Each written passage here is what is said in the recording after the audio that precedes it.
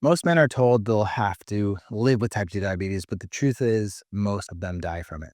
In this video, I'll explain why most men don't just live with type 2 diabetes, they suffer the deadly consequences from it. I'll show you how high performers reverse it, what it really takes to fix the root cause, and why waiting could cost you everything. Type 2 diabetes isn't just something that you manage, it's something that, if left untreated, at least at the root cause level, it will take you out. The CDC reports that over 37 million Americans have diabetes, and about 90 to 95% of those cases are type 2. Of those, a staggering 1 in 3 men over age 40 are either diabetic or pre-diabetic, and most of them don't even know it. But here's what makes this a ticking time bomb. Diabetes doubles your risk of heart disease and stroke. It's the leading cause of kidney failure and blindness and amputations. And up to 70% of men with type 2 diabetes struggle with low testosterone and ED. So when people say that you can live with diabetes, yeah, you can until you can't. Also, what kind of life is that? Most men don't just die with it, they die from the complications it causes. And let's be clear, the average man isn't dying at 90, he's dying in his early 70s from a preventable complication. Now, you might be thinking, I've had diabetes for years, isn't it too late to reverse it? No, it's not. The research is pretty clear that your best window to reverse the disease is about 8 to 10 years after diagnosis, before any permanent damage occurs. But even if you don't reach full reversal, you can still dramatically reduce your risk of complications. You can improve your energy, you can get off some of the meds.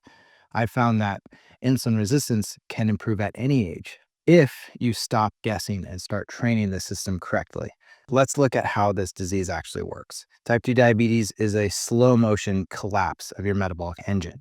It starts with insulin resistance, your cells stop responding, your pancreas is overworked, it's cranking out insulin, your blood sugar climbs, and behind the scenes, you're losing muscle, you're gaining visceral fat, your testosterone production tanks, and then inflammation ramps up, mitochondrial function declines, and then one day your fasting glucose goes from 120, the next is 140. So there's these dramatic changes over time.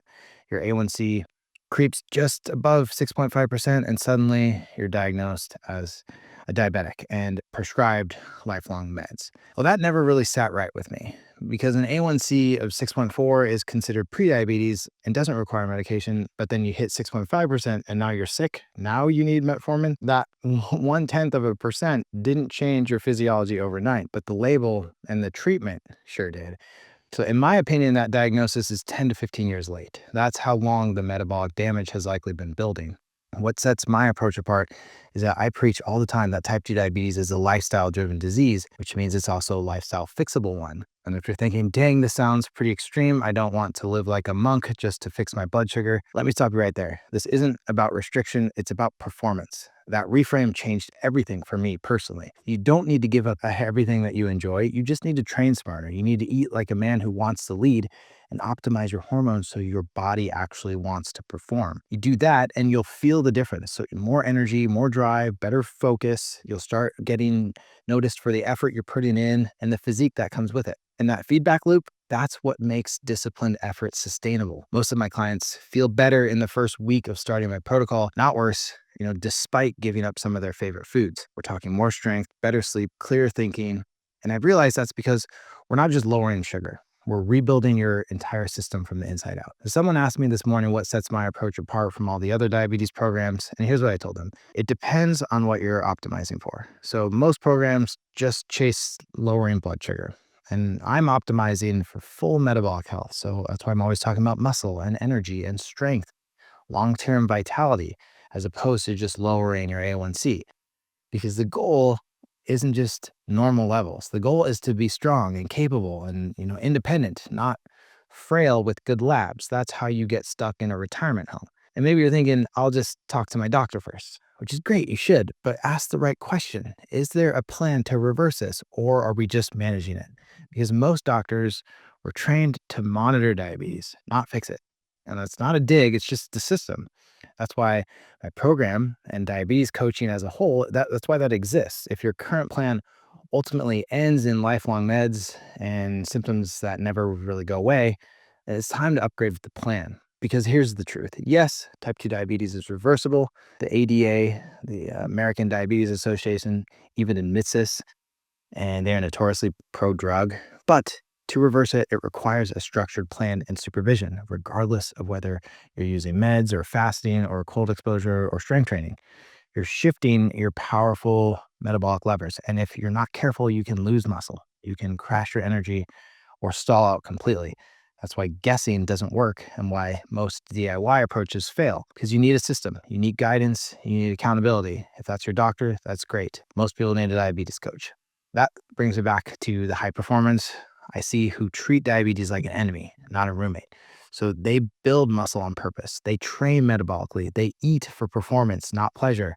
And they track everything to avoid guessing. So fasting insulin, body composition, HRV, sleep, morning erections. I'm serious. They're not chasing numbers, they're chasing outcomes. And how do you know if something is working or not if you don't track progress? Let me tell you about two men I spoke with recently.